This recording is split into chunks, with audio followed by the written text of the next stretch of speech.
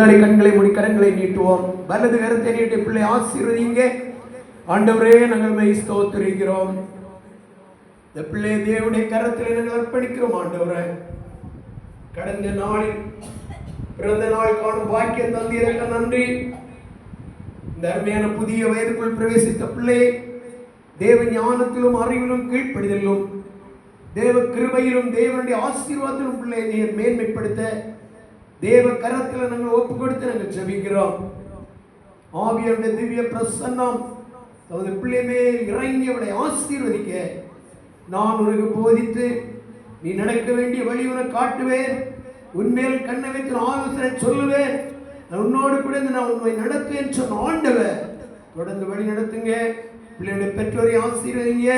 பிள்ளையுடைய படிப்பு, பிள்ளைய வருங்காலத்தில் ஆவிக்குரிய அனுபவங்கள் எல்லாம் ஆசீர்வாதமாக இருக்க தேவ கரத்தை நாங்கள் ஒப்பு கொடுத்து நாங்கள் ஜெபிக்கிறோம்.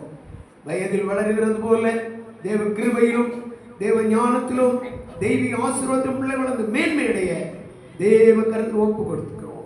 கர்த்தர் சீயோனில் உன்னை ஆசீர்வதிப்பார் என்று சொன்னது போல ஆசீர்வாதம் பிள்ளை மேல் தங்கும்படி சபையாராக நாங்கள் ஜெபிக்கிறோம். கரத்தில் அர்ப்பணிக்கிறோம். பிதா, குமாரன், பரிசுத்தாவின் திரியேக நாமத்தினால் கிருபை கூட இருக்கட்டும். இயேசுவின் நாமத்தில் பிதாவே, ஆமென்.